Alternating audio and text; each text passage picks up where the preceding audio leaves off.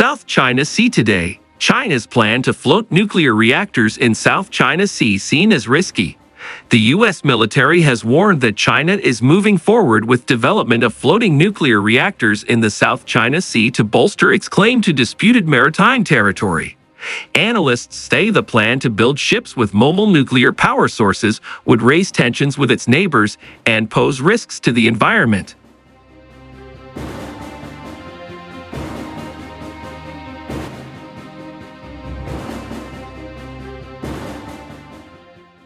Chinese media reports described the marine nuclear power platforms as small plants inside ships that would act as mobile power banks at sea for stationary facilities and other ships.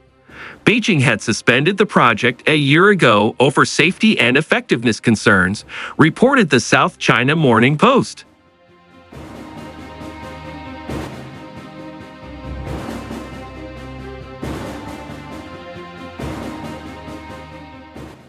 But the outgoing commander of the U.S. Indo-Pacific Command and State Department officials this month said China is still building the floating reactors to supply power to disputed islands. The Washington Post reported.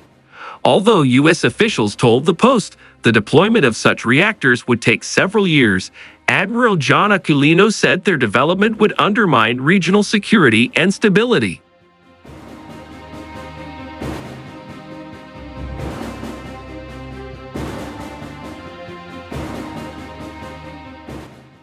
The Philippines last week echoed those concerns. Philippines National Security Council Assistant Director General Jonathan Malaya said China would use its floating reactors to power military bases it has built on artificial islands, including those within the Philippines' exclusive economic zone. He told local media that China's nuclear plants would further militarize disputed areas of the South China Sea.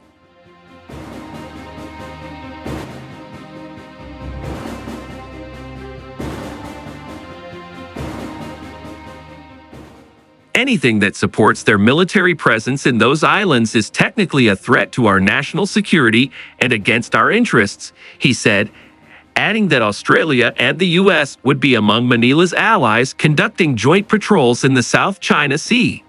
Beijing claims control over almost the entire South China Sea, putting it in dispute with Brunei, Indonesia, Malaysia, the Philippines, Taiwan, and Vietnam. China has already built artificial islands with airport runways to strengthen its claims.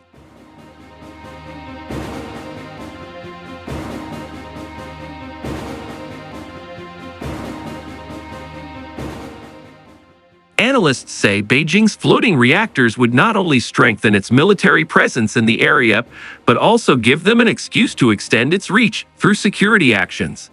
Song Yanhui, director of the International Law Society of the Republic of China, Taiwan, told VOA the current military security zone for China's artificial islands is a radius of 500 meters, 1,640 feet, meaning other aircraft and ships that enter this radius can be legitimately expelled.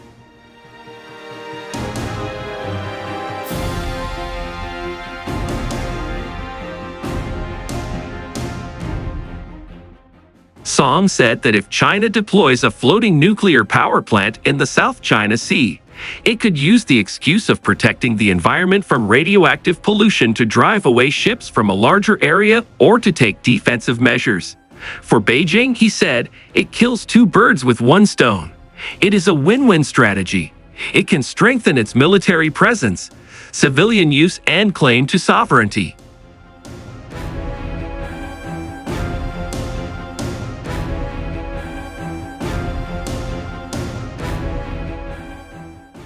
But the potential for radiation leaks is a real concern, say analysts.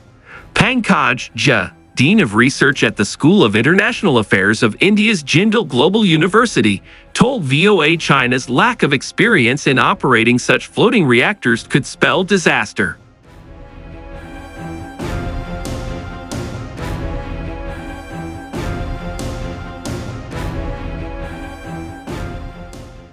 It is a threat because it will contaminate water and also surrounding areas, he said. Any radiation leak would make the island uninhabitable and might also impact fishermen from the South China Sea. Analysts note in the event of conflict with China, the floating reactors could also become military targets. China has deployed radars, anti-ship and anti-aircraft missiles, and fighter jets, among other weapons, on the disputed territories of Mischief Reef, Subi Reef, and Fiery Cross, the three largest artificial islands in the Spratly Islands.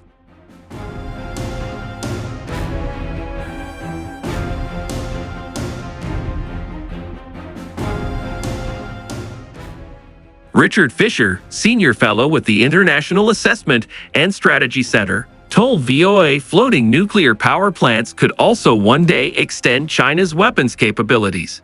If they were protected, these nuclear power plants could also potentially power future energy weapon devices, Fisher said. Laser weapons that could knock down missiles and aircraft, or very powerful microwave weapons could also disable missiles and aircraft that would get within their range.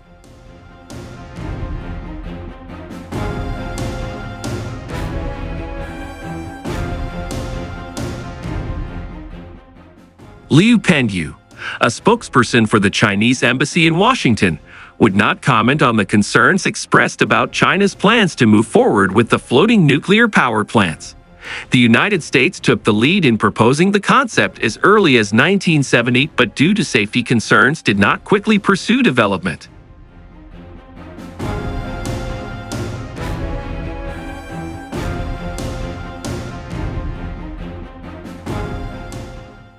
Russia is the only country that has brought a floating nuclear power plant to fruition, with the academic Lomonosov plant producing electricity and heating since 2020 from a harbor in Pevek, a town in the Arctic Circle. The International Atomic Energy Agency at a November forum in Vienna expressed concern about the development of floating nuclear reactors, particularly when they cross international borders or operate in international waters.